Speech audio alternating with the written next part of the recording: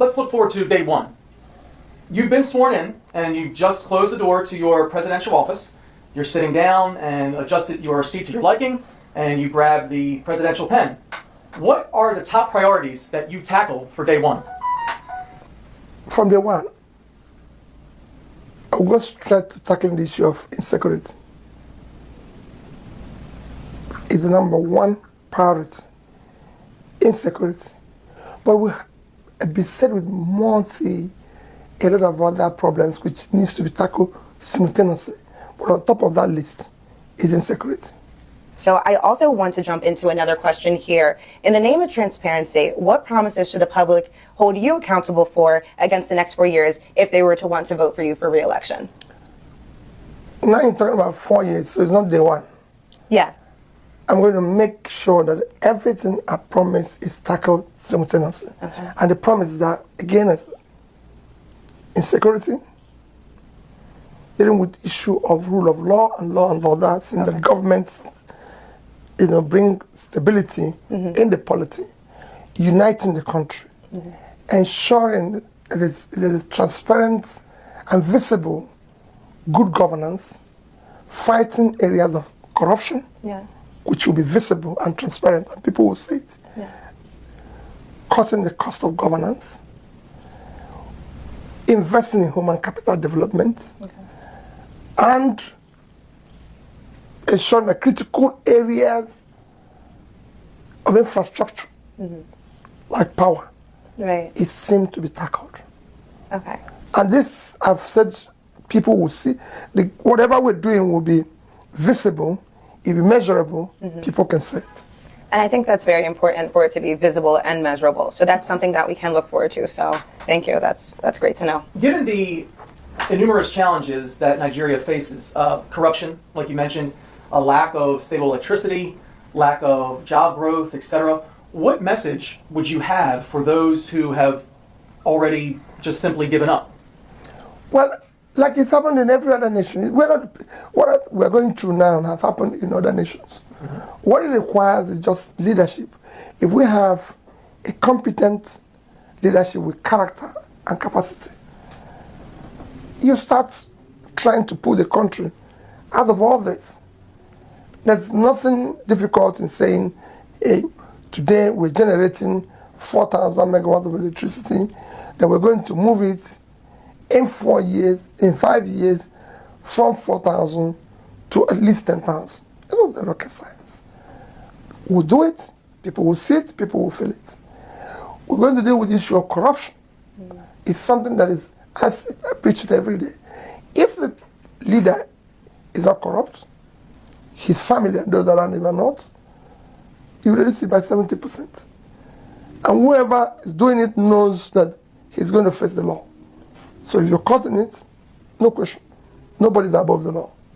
And you start doing this. You see, when you start doing the right things, issue of what is even mentioned, job creation, if you tackle the intangible assets of insecurity, which is number one, deal with the issue of rule of law, law and order, invest in human capital development, you're going to start attracting people to come and invest local first, your diaspora, then foreigners. So also, anytime the question is asked, essentially, everyone always affirms that they believe in a more inclusive government. However, we've seen time and time again, whether it has to do with gender, ethnic group, physical ability, that action isn't necessarily taken. In your, if you were to be elected, what specific pledges can we hold you accountable for regarding to this subject? What it means inclusiveness, for me, it is about, I said it before, about competence and capability. As governor of the state, of one of the states in Nigeria, I had, for example, more women working for me than men. Okay. Because they were competent. Right. So it's not a question of, it's not something that you're entitled to. Right. You know, it's not an entitlement. Right. It is a question of, are you qualified? Absolutely. You know, we have to be qualified to work, because I need to engage and work with people who are qualified, who are competent, who have the capacity to do the job they're given, not just because I want to balance everything. Right? No. There's no balance in this time, because we're running against time. So you need to work with those who believe in your vision, who can help you to drive that vision, and will include everybody. It's almost an exclusive consumption economy, and it's important to transition to production. And what specific industries would you be focusing on for that? That's what I've always preached. And I want to move the country from consumption to production. And when you talk about production, it is a whole vast thing. You start from, and I give you an example of what I'm saying. If you go to Nigeria, Nigeria has vast land, vast or cultivated land. It's a country that today is sitting on 900 and to 3,000 square kilometers of land. Fertile land in most places and everything. So you need to move it. You need to get people to go back to the farm. Again, security issues in some of the farms. You need to deal with the security issues to get those who have left their farmland to go back, and you need to have a development bank like agricultural bank to support more production in that sector so that they can feed themselves, Nigeria can feed itself, and export agricultural products, which is very critical to us. We need our greatest assets, when I mean assets, in terms of physical assets today, is the land we have. So we have vast land, physical assets, which we can invest in, not oil. The land can give, if we manage it more effectively, it can give us more money than oil. But today we're dependent on oil. I mean, if oil has not saved Venezuela, we have 10 times more oil reserve than we have. It won't save us. And oil is a diminishing asset. Even in America, yeah. Texas is not the biggest state, it's California. We talk about two things: land, agriculture, and knowledge. And it's something for us. We can drive this through process. We can drive agriculture, we can drive knowledge. That's what's in production. As I said, I will invest in agriculture, I will invest in knowledge.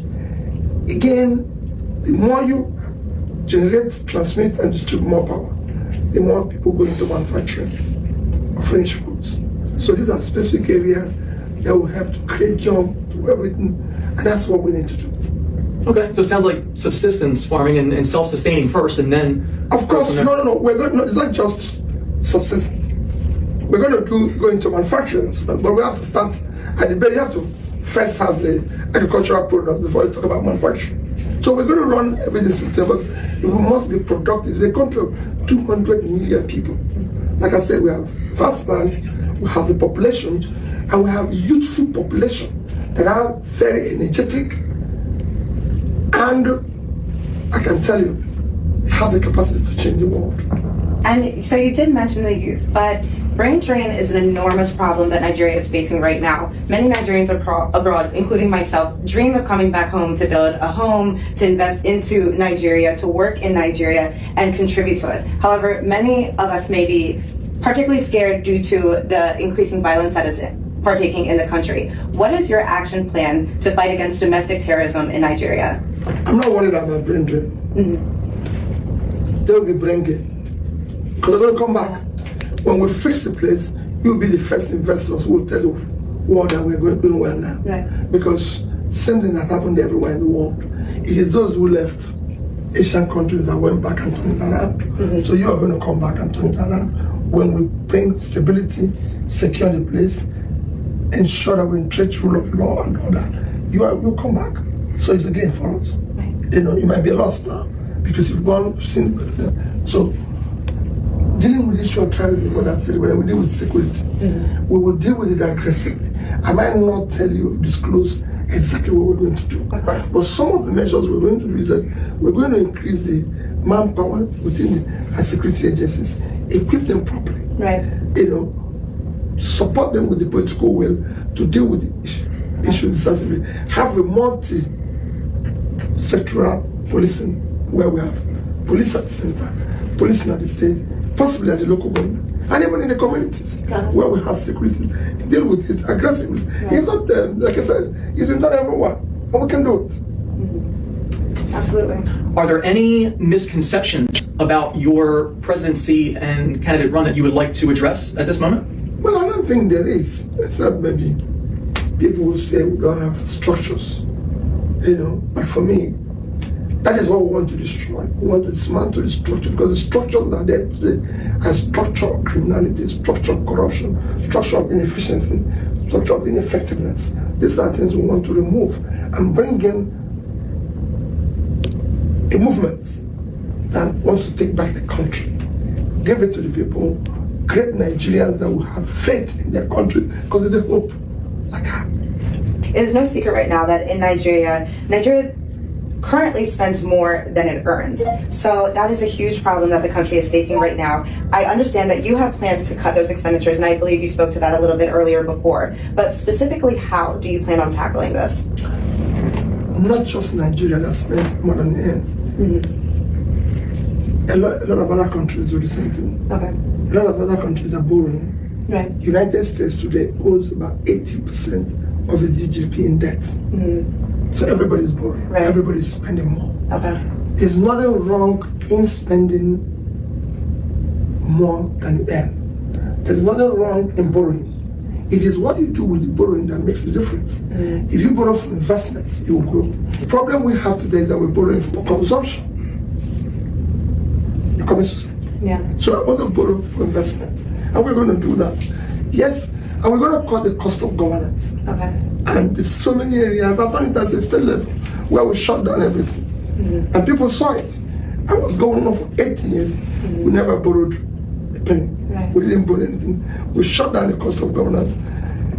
Not only did we shut the government, we became the only subnational state ever in Nigeria to start future savings.